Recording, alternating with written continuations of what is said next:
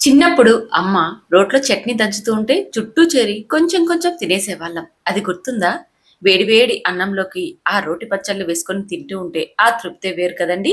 ఇప్పుడు తినే పిజ్జాలు, బర్గర్‌లలో ఆ రుచి అస్సలు దొరకదు. అందుకే ఆనాటి ఆ చట్నీల్ని మీకీరోజు నేను చూపించబోతున్నా. 6 రకాల ఈ పచ్చళ్ళను ఒక్కసారి ట్రై చేయండి. అన్ని రకాల బ్రేక్‌ఫాస్ట్‌లోకి, రైస్‌లోకి చాలా చాలా బాగుంటాయి. పాతకాలం చట్నీ రుచే వేరు. రోట్లో నూరుతున్నప్పుడు మన నోట్లో నీళ్లు ఊరుతాయి. అంత రుచిగా ఉంటుంది. ఆ స్మెల్‌కే మనం టెంప్ట్ అయిపోయి వెంటనే రైస్ తినేయాలే అనిపిస్తుంది. అంత రుచిగా ఉంటాయి. ఈరోజు నేను చూపించబోయే ఈ ఉల్లిపాయ చట్నీ చాలా చాలా రుచిగా ఉంటుందండి. స్పైసీ స్పైసీగా, పుల్ల పుల్లగా అలాగే కొంచెం తియ్యగా ఎంత బాగుంటుందంటే మీకు జలుబు, దగ్గు, జ్వరం వచ్చినప్పుడు ఈ కర్రీని తయారు చేసుకొని తిన్నారు అంటే చాలు. అన్నం తినబుద్ధి కానప్పుడు కూడా కడుపు నిండుగా తినేస్తారు. కడుపు నిండుగా తిన్నవాళ్ళు కూడా ఈ చట్నీ రుచికి మరింత తినేస్తారు. అంత టేస్టీగా ఉంటుందండి. దీనికోసం స్టవ్ మీద ఒక పాన్ పెట్టుకొని, అందులోకి కొద్దిగా ఆయిల్ వేసుకొని, 2 స్పూన్ల దాకా ధనియాలను వేసి లో ఫ్లేమ్‌లో బాగా వేయించండి. ధనియాలు మంచి స్మెల్ వచ్చే వరకు వేగాలి. తర్వాత ఇందులోకి తినగలిగే కారాన్ని బట్టి ఎండుమిర్చిని తీసుకోండి. ఒక 20 దాకా తీసుకోండి. ఇక్కడ మనం తీసుకునే ఉల్లిపాయలకి 20 ఎండుమిర్చి అయితే సరిపోతుంది. మీరు స్పైసీ కాస్త వేసుకుంటేనే ఈ కర్రీ టేస్ట్ చాలా బాగుంటుంది. ఈ ఎండుమిర్చిని కూడా లో ఫ్లేమ్‌లో కొద్దిసేపు వేయించండి. ఎండుమిర్చి కాస్త రంగు మారాక ఇప్పుడు ఇందులోకి ఒక స్పూన్ దాకా జీలకర్రని వేసేసుకొని, ఈ జీలకర్రని చిటపటలాడేంత వరకు వేయించుకోవాలి. ఎన్ని చెప్పినా సరే, పెద్దల కాలంలో చేసే చట్నీల రుచే వేరండి. ఇప్పుడు మనం మిక్సీలో వేయడం వల్లో, లేదా వెజిటబుల్స్‌ని ఎక్కువగా మనం వాడుతూ ఉన్నాం కదండీ! పాతకాలం చట్నీలకి మనం బాయ్ చెప్పేసి చాలా రోజులైపోయిందనుకోండి. ఆ చట్నీలు రుచి ఎంత బాగుంటాయంటే, అందులోకి వెజిటబుల్స్ తక్కువగా వేసేవాళ్ళు. కానీ వాళ్ళు చేసే చట్నీ మాత్రం ఎంత రుచిగా ఉంటుందో. ఇక్కడ నేను చూపించబోయే ఈ చట్నీ కూడా వెజిటబుల్స్ ఏమీ కూడా అవసరం లేదు. ఉల్లిపాయ ఉంటే చాలు మనం కమ్మనైన ఈ చట్నీని తయారు చేసేసుకోవచ్చు. ఎంత రుచిగా ఉంటుందంటే, ఖచ్చితంగా మీరైతే ట్రై చేయడం అస్సలు మర్చిపోవద్దండి. ఒక్కసారి ట్రై చేసి టేస్ట్ చేయండి. ఖచ్చితంగా మీరు ఈ రెసిపీకి ఫిదా అయిపోతారు. ఇప్పుడు జీలకర్ర వేగిపోయింది కదా! ఇందులోకి 2 రెమ్మల పచ్చి కరివేపాకును వేసుకోవాలి. ఈ కరివేపాకును ఎక్కువ సేపు వేయించకండి. మనకి ఆ కరివేపాకు ఫ్లేవర్ తెలియాలి కదండీ! అందుకని కొన్ని సెకన్లు వేయించేసేసుకొని, ఇవంతా కూడా ఒక ప్లేట్‌లోకి తీసుకొని పక్కనుంచుకోండి. తర్వాత అదే ప్యాన్‌లోకి ఒక 7-8 ఉల్లిపాయలు, గ్రాముల్లో చెప్పాలంటే ఒక 300 గ్రాముల దాకా ఉంటాయండి.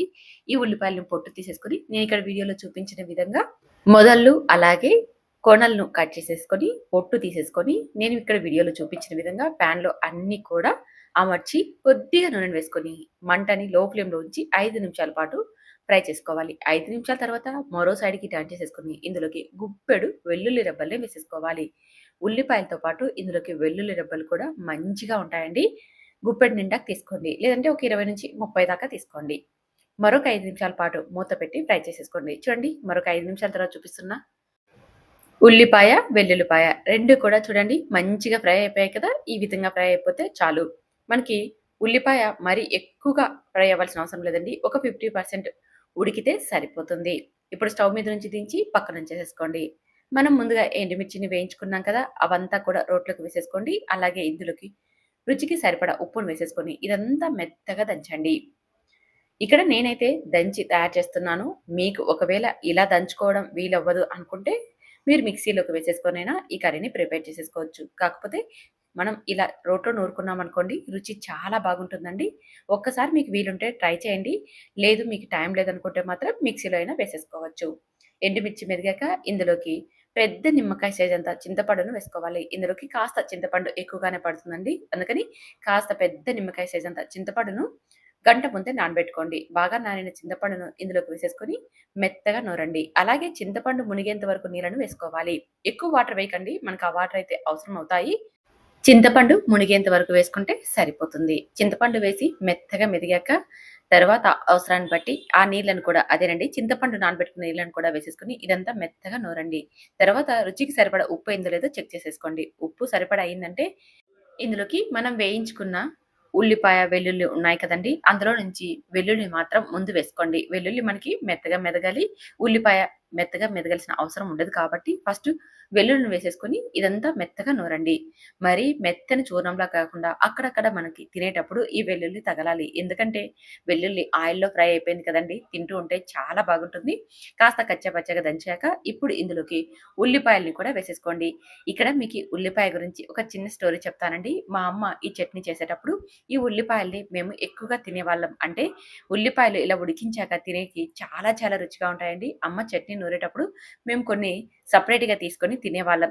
అప్పట్లో అయితే అమ్మ నిప్పుల్లో కాల్చేది. ఉల్లిపాయల్ని నిప్పుల్లో వేసి బాగా కాల్చి వాటిపైన ఉన్న పొట్టుని తీసేసుకొని ఈ చట్నీ నూరేది. నేనైతే ఇలా పాన్‌లోకి కొద్దిగా ఆయిల్ వేసేసుకొని ఉల్లిపాయల్ని వేయిస్తున్నాను. ఎందుకంటే స్టవ్ మీద కాల్చడం కంటే కూడా ఇలా పాన్‌లో మనం ఉడికించి అదేనండి ఫ్రై చేసుకొని ఈ చట్నీ చేసుకోవడం చాలా బాగుంటుంది. ఉల్లిపాయలు వేశాక 1, 2 సార్లు దంచాలి. ఎక్కువ సేపు దంచేసి మెత్తగా చేయకండి. తర్వాత ఇందులోకి కొద్దిగా కొత్తిమీరని వేయండి. ఇష్టముంటే వేసుకోండి. లేదంటే స్కిప్ చేసేసుకోండి. తర్వాత అంతా బాగా కలిసేలా కలిపి మనం ఇదంతా కూడా ఒక బౌల్‌లోకి తీసేసుకొని సర్వ్ చేసేసుకోవడమే. అంతేనండి. ఎంతో రుచికరమైన ఉల్లిపాయ చట్నీ రెడీ అయిపోయిందండి. ఎంత టేస్టీగా ఉంటుందంటే మనం కాస్త పులుపుని ఎక్కువే వేసుకున్నాం. కారాన్ని ఎక్కువే వేసుకున్నాం. ఇక ఉల్లిపాయ అనేది ఫ్రై చేసుకోవడం వల్ల తీపొస్తుంది. పచ్చి ఉల్లిపాయ అయితే మనకి కారంగా ఉంటుంది. అదే మనం కాస్త ఫ్రై చేసినది కానీ, కాల్చినది కానీ తియ్యగా ఉంటుంది. అందువల్ల కారం కారంగా, పుల్ల పుల్లగా, తియ్య తియ్యగా చాలా అంటే చాలా రుచిగా ఉంటుందండి. నోటికి కాస్త వెరైటీగా ఏదైనా తినాలనుకున్నప్పుడు ఈ కర్రీ చాలా చాలా బాగా ఉంటుంది. తప్పకుండా ఒక్కసారైతే ట్రై చేయండి. పల్లెటూరు రుచులంటే మనందరికీ ఒక ప్రత్యేకమైన అనుబంధం కదా! ఈరోజు అలాంటి రుచితో మన ఇంట్లోనే ఒక సింపుల్ తక్కాలి పచ్చడిని చేసి చూపించబోతున్నా. చాలా చాలా టేస్టీగా ఉంటుందండి. ఈ తక్కాలి పచ్చడి అనేది చేసుకోవడం చాలా చాలా ఈజీ. ఒక్కసారి చూసి ట్రై చేయండి. దీనికోసం లేత వంకాయల్ని తీసుకోవాలి. మీకు ఈ వంకాయలు లేతగా ఉన్నాయా లేదా అని తెలియాలంటే నేను ఒక చిన్న చిట్కా చెప్తాను. ఫాలో అవ్వండి. వంకాయలనేది నిగనిగలాడుతూ ఉన్నాయి అంటే అవి లేతగా ఉన్నట్టే. అలాగే వంకాయ కాడ అనేది లావుగా కాస్త బొందుగా ఉంది అంటే ఆ వంకాయలు కూడా లేతగా ఉన్నట్టే. ఈ 2 టిప్స్‌ని ఫాలో అయ్యారంటే మీరు లేత వంకాయలు కొనడం చాలా ఈజీ అవుతుంది. వంకాయల్ని శుభ్రంగా కడిగి తర్వాత నేను వీడియోలో చూపించిన విధంగా ఇలా చిన్న ముక్కలుగా కట్ చేసుకోవాలి. నేనిక్కడ చెప్పే ఈ చట్నీకి పావు కిలో వంకాయలైతే పర్ఫెక్ట్‌గా సరిపోతాయండి. వంకాయల్ని ఇలా ముక్కలుగా కట్ చేసుకున్నాం కదా! వీటినిప్పుడు ఉప్పు నీళ్ళలో వేసుకోవాలి. అలా వేసుకోవడం వల్ల వంకాయల్లో చేదు కానీ, వగరు కానీ లేకుండా ఉంటుంది. అలాగే వంకాయలు కోసిన తర్వాత నల్లబడుతూ ఉంటాయి. అలా నల్లబడుకోకుండా ఉండాలంటే ఇలా ఉప్పు నీళ్ళలో వేసేసి పక్కన పెట్టేసేసుకోండి. ఇప్పుడు స్టవ్ మీద ఒక పెనం పెట్టుకొని, పెనం కాస్త వేడైతానే అందులోకి తినగలిగే కారాన్ని బట్టి ఎండుమిర్చిని వేసేసుకోండి. తర్వాత ఒకే ఒక స్పూన్ నూనెను వేసేసుకొని, ఈ ఎండుమిర్చిని లో ఫ్లేమ్‌లో కాసేపు వేయించండి. ఇవి సగం దాకా వేగాయి అంటే సరిపోతుంది. ఇప్పుడు ఇందులోకి ఒక హాఫ్ టీ స్పూన్ ధనియాలను, అలాగే ఒక హాఫ్ టీ స్పూన్ జీలకర్ర వేసుకోవాలి. ఇలా వేసేసుకొని మరొక నిమిషం పాటు లో ఫ్లేమ్‌లో వేయించుకున్నామంటే మనకి ధనియాలు, జీలకర్ర కూడా చక్కగా వేగిపోతుంది. ఎప్పుడైతే జీలకర్ర చిటపటలాడుతుందో అప్పుడు మనకివి మంచిగా ఫ్రై అయిపోయినట్టు. ఇలా ఫ్రై అయిపోయాక ఇప్పుడు వీటిని స్టవ్ మీద నుంచి తీసేసుకొని ఒక ప్లేట్‌లోకి తీసి పక్కన పెట్టేసేసుకోండి. ఇప్పుడు ఇదే పెనంలోకి మనం వంకాయల్ని వేసి వేయించుకోవాలి. చూడండి ఎండుమిర్చి చక్కగా వేగిపోయాయి కదా! ఒక ప్లేట్‌లోకి తీసి పక్కన పెట్టుకున్నామంటే చల్లారిపోతాయి. ఇప్పుడు ఉప్పు నీళ్ళలో వేసిన వంకాయ ముక్కల్ని పెనంలోకి వేసేసుకోవాలి. చూడండి నీళ్ళలో అంతా కూడా మనకి వగరు, అలాగే రంగు కూడా ఉంది కదా! అందుకనే ఉప్పు నీళ్ళలోకి వేసుకున్నామంటే వంకాయలనేది మనకి బాగా తాజాగా ఉంటాయి. వంకాయల్లోకి చిటికెడు పసుపును, ఒక స్పూన్ నూనెను వేసేసుకొని, ఈ వంకాయ ముక్కల్ని బాగా వేయించండి. చూడండి వంకాయ ముక్కనేది బాగా అంటే బాగా వేగిపోవాలి. ఒక వంకాయ నలిపి చూసారంటే లోపలి దాకా మనకి బ్రౌన్ కలర్ రావాలి. పైనే కాకోకుండా లోపల కూడా రంగు వచ్చిందంటే వంకాయ ముక్కనేది మనకి పర్ఫెక్ట్‌గా ఉడికిపోయినట్టు.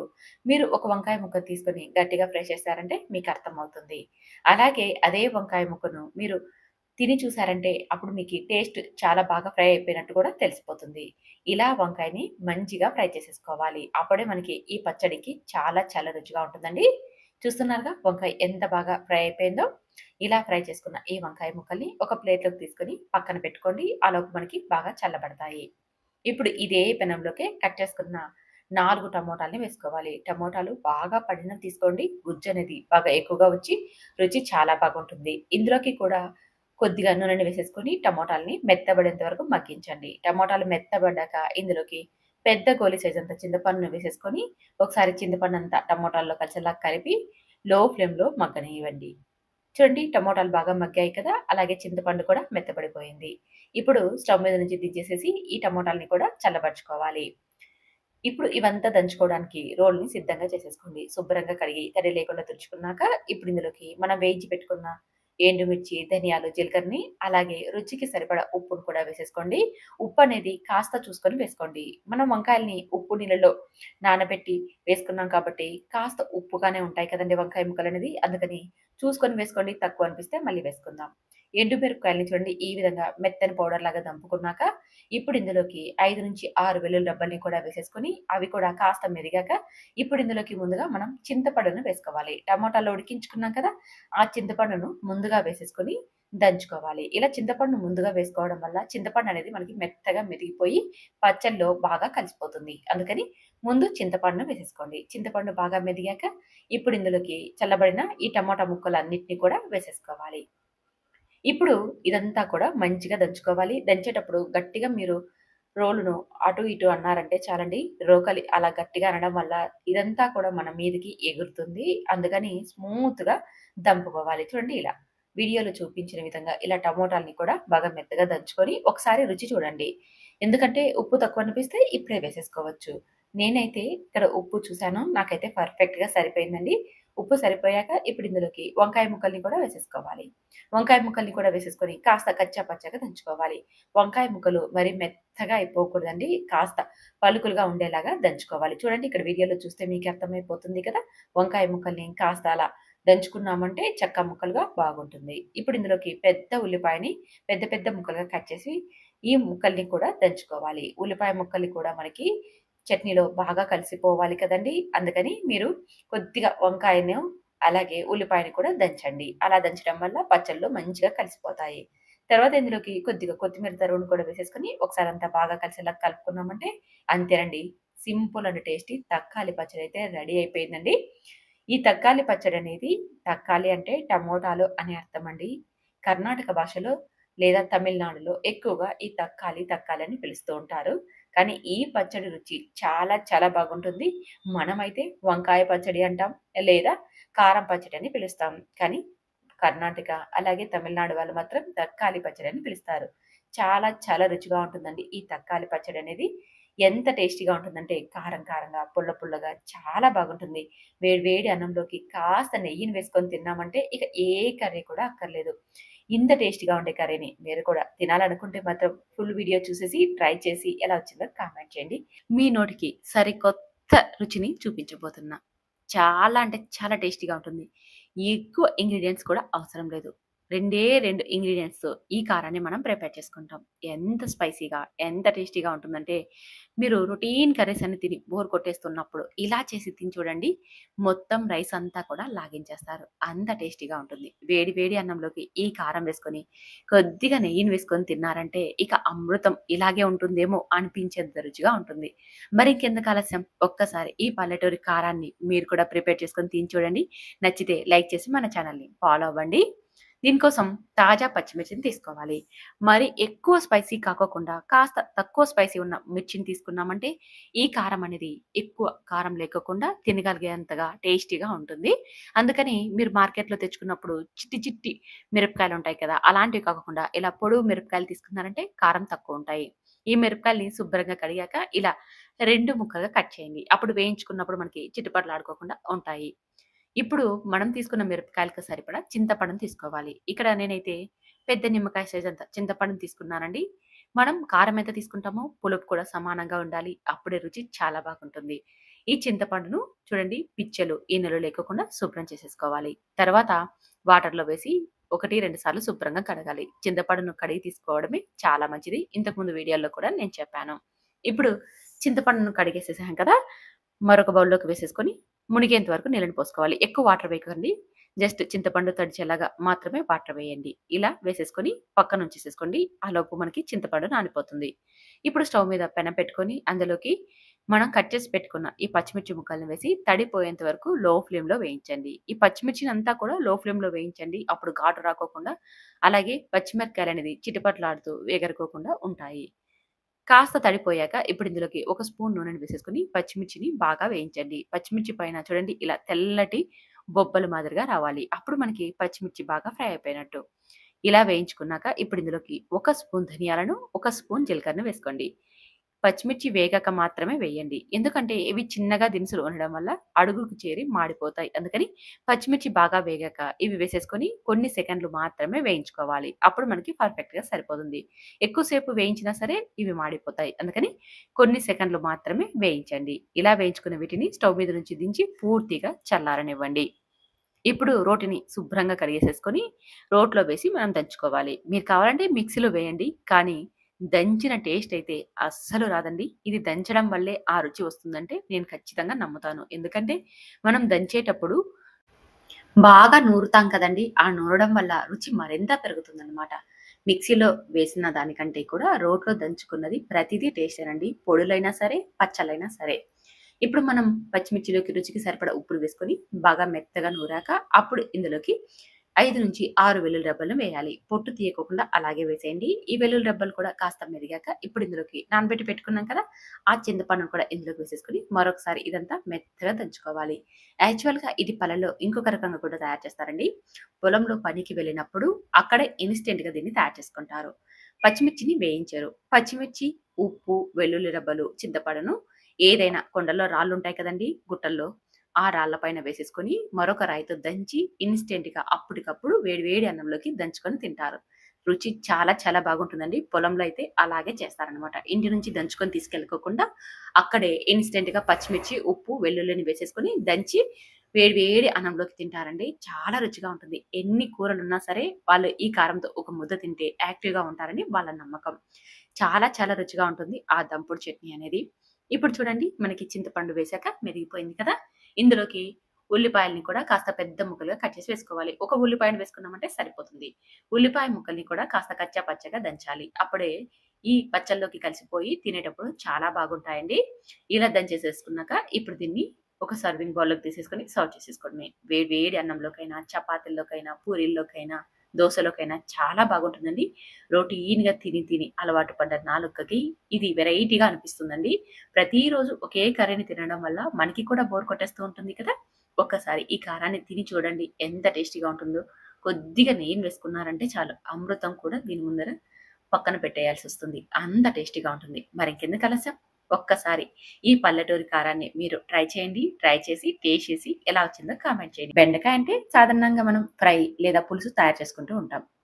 కానీ నోరూరించే బెండకాయ చట్నీని ఒక్కసారి ట్రై చేయండి. వేడి వేడి అన్నంలోకి కాస్త నెయ్యిని వేసుకొని ఈ పచ్చడిని కలుపుకొని తింటే ఆ రుచే వేరు. అస్సలు జిగురు లేకోకుండా కమ్మటి వాసనతో పక్కా పల్లెటూరు స్టైల్‌లో ఈ రెసిపీని తయారు చేశాను.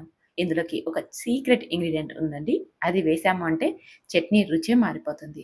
దీనికోసం మీరు స్టవ్ మీద పాన్ పెట్టుకొని అందులోకి ఒక స్పూన్ ధనియాలు, తినగలిగే కారాన్ని బట్టి ఎండుమిర్చిని వేసుకొని కొద్దిగా ఆయిల్ వేసి బాగా వేయించుకోవాలి. అవి బాగా వేగాక ఇప్పుడు ఇందులోకి ఒక స్పూన్ జీలకర్రని, కొద్దిగా కరివేపాకును వేసేసుకొని క్రిస్పీగా అయ్యేంత వరకు వేయించుకోవాలి. ఏవైనా సరే దినుసులు వేయించుకునేటప్పుడు మంటను పూర్తిగా లో ఫ్లేమ్‌లో పెట్టి నిదానంగా వేపాము అంటే లోపలి దాకా వేగి రుచి బాగుంటాయి. అలాగే మంచి స్మెల్‌తో ఉంటుంది. ఇప్పుడు అన్నీ వేగాక స్టవ్ మీద నుంచి వాటిని ఒక ప్లేట్‌లోకి తీసి పక్కనుంచండి. ఇప్పుడు అదే ప్యాన్‌లోకి పావు కిలో బెండకాయల్ని శుభ్రంగా కడిగి కట్ చేసి వేసేసుకోండి. ఇలా ఒక హాఫ్ ఇంచ్ ఉండేలాగా కట్ చేసుకున్నామంటే మనకి త్వరగా మగ్గుతాయి. ఇందులోకి ఒక 2 స్పూన్ల దాకా నూనెను వేయండి. నూనెలో ఒకసారి ఈ బెండకాయ ముక్కల్ని చక్కగా కలపండి. తర్వాత ఇందులోకి ఒక 3 లేదా 4 చుక్కల నిమ్మరసాన్ని పిండాము అంటే జిగురు లేకోకుండా ఇవి మంచిగా ఫ్రై అయిపోతాయి. లేదు అనుకుంటే ఒక రెబ్బ చింతపండును కూడా వేసేసుకోవచ్చండి. చింతపండును వేసి ఇలా వేయించుకున్నా సరే మనకి జిగురు అనేది త్వరగా తగ్గిపోతుంది. మీరు పులుసు, కర్రీ ప్రిపేర్ చేసుకుంటున్నప్పుడైతే ఒక స్పూన్ పెరుగును వేసుకున్నారనుకోండి జిగురు లేకోకుండా కర్రీ అనేది మనకి మంచిగా తయారైపోతుంది. మంటని మీడియం అలాగే లో ఫ్లేమ్‌లోకి అడ్జస్ట్ చేసేసుకుంటూ బెండకాయల్ని ఈ విధంగా వేయించాలి. చూసారుగా? ఇలా మంచిగా ఫ్రై అయిపోవాలి. అలాగే మనం నలిపి చూసామంటే బెండకాయ అనేది మనకి బాగా మెత్తగా నలిగిపోవాలి. ఈ విధంగా ఫ్రై అయిపోయాక స్టవ్ మీద నుంచి దించి ఒక ప్లేట్‌లోకి వేసేసుకొని పూర్తిగా చల్లారనివ్వాలి. ఇప్పుడు అదే ప్యాన్‌లోకి 3 టమోటాల్ని బాగా పండినవి మీడియం సైజులో కట్ చేసి వేసేసుకోండి. అందులోకి ఒక టీ గ్లాస్ దాకా వాటర్ వేయండి.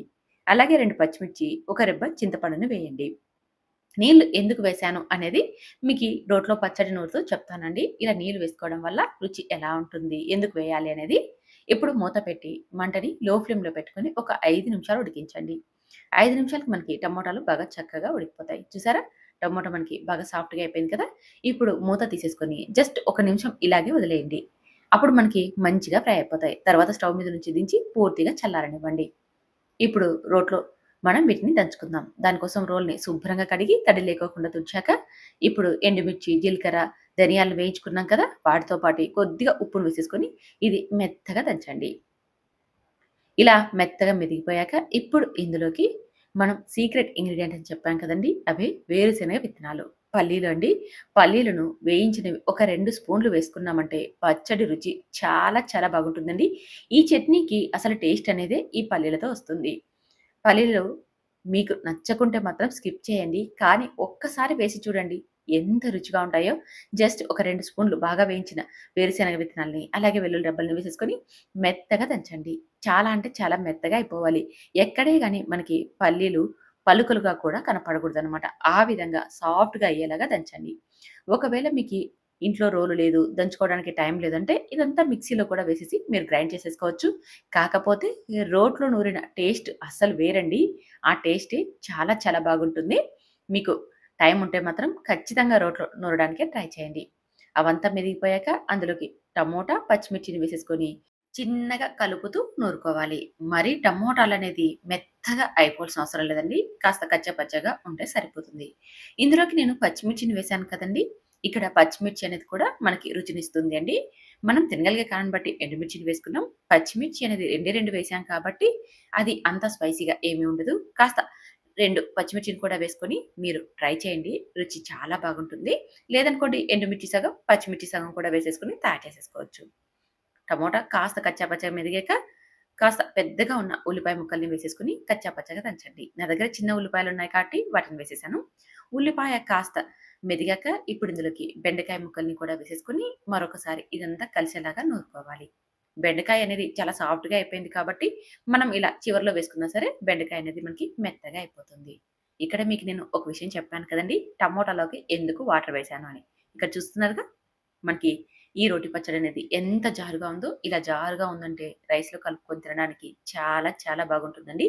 అందుకని మనం కొద్దిగా నీళ్ళని వేసి ఉడికించామనుకోండి, ఆ వాటర్ అనేది మనకి ఇప్పుడు ఈ చట్నీలో కలిసి జిగురుగా అదే జారుగా వస్తుందండి. అందుకోసమని కొద్దిగా వాటర్‌ని వేసి ఉడికించామంటే ఇలా పచ్చడనేది జారు జారుగా ఉంటుందనమాట. రైస్‌లో కలుపుకొని తినడానికి చాలా చాలా బాగుంటుంది.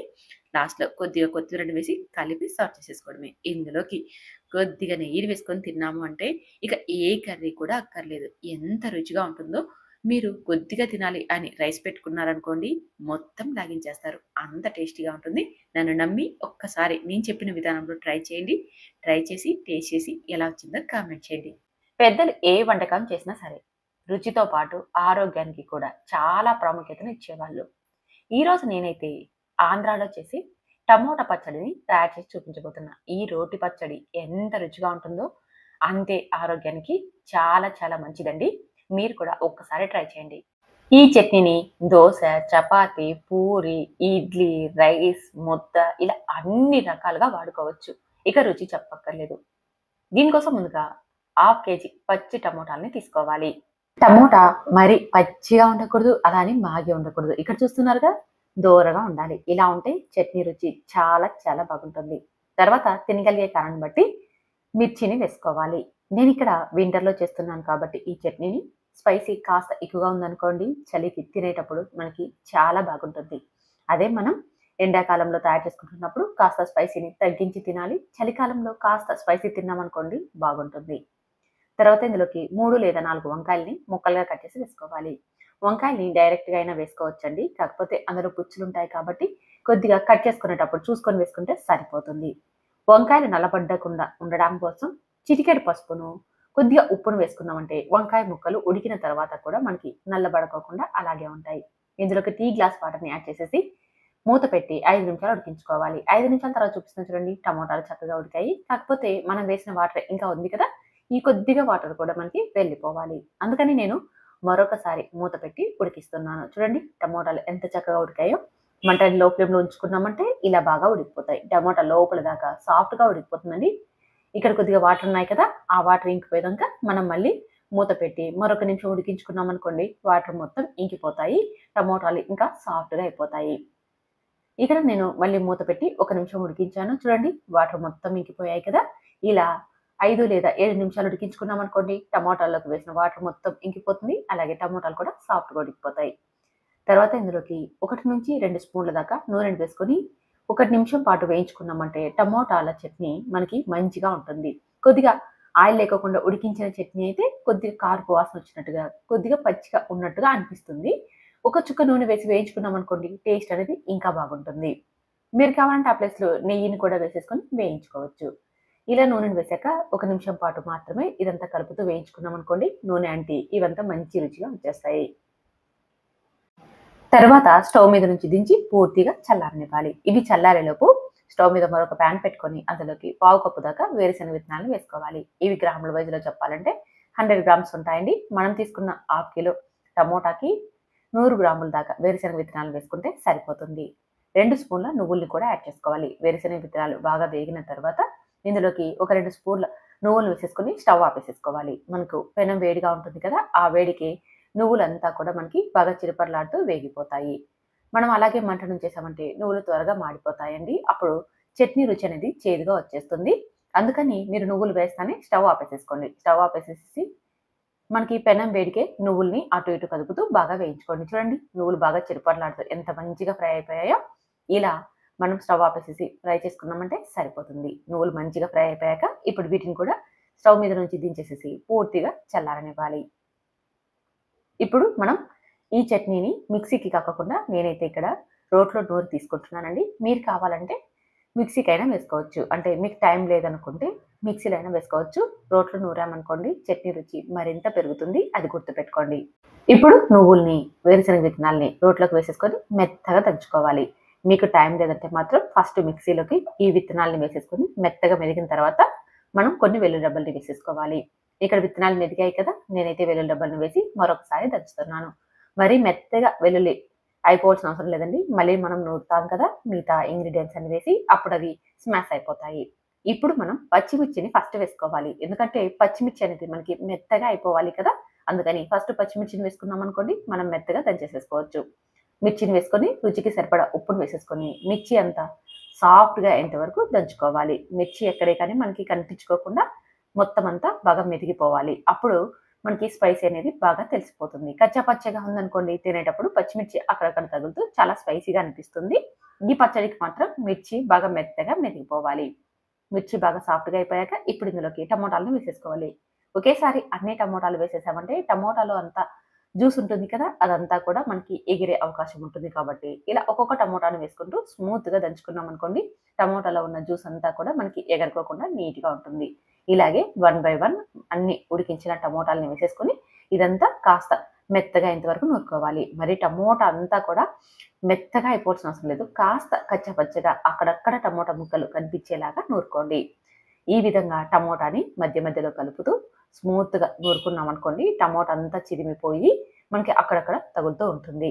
తర్వాత ఇందులోకి మనం ఉడికించి పెట్టుకున్న వంకాయ ముక్కల్ని అలాగే కొద్దిగా కొత్తిమీర తరుగును కూడా వేసేసుకొని మరొకసారి ఇదంతా బాగా కలిసేలాగా నూరుకోవాలి. వంకాయ కూడా మనకి మరీ మెత్తగా అయిపోకూడదండి, చిన్న చిన్న ముక్కలుగా ఉండేలాగా మనం నూరుకోవాలన్నమాట. మరీ ఎక్కువ ప్రెషర్ ఇవ్వకుండా స్మూత్గా మీరు నూరారు అంటే మనకి అక్కడక్కడ వంకాయలు కొత్తిమీర తగులుతూ ఉంటుంది. అందుకే రోట్లో చేయడం వల్ల ఇదంతా మనకి జరుగుతుంది. మనం మిక్సీలోకి వేసేసామనుకోండి, అంతా కూడా స్మాష్ అయిపోతుంది, మెత్తగా అయిపోతుంది, ఇలా కచ్చా పచ్చగా ఉండదు. అందుకే రోట్లో పచ్చళ్ళు చాలా రుచినిస్తాయి. ఎందుకంటే మనకి ఎలా కావాలో, మెత్తగా కావాలా లేదా కచ్చా పచ్చగా ఉండాలా అనేది మనం రోట్లో అయితేనే పర్ఫెక్ట్గా చేసుకోగలం. మిక్సీలో మాత్రం అలా కాదు. మనం 1-2 పల్స్ ఇచ్చినా సరే అది స్మూత్గా ఉండడం వల్ల మెత్తగా మెరిగిపోతుంది, ఈ రుచి అనేది రాదన్నమాట.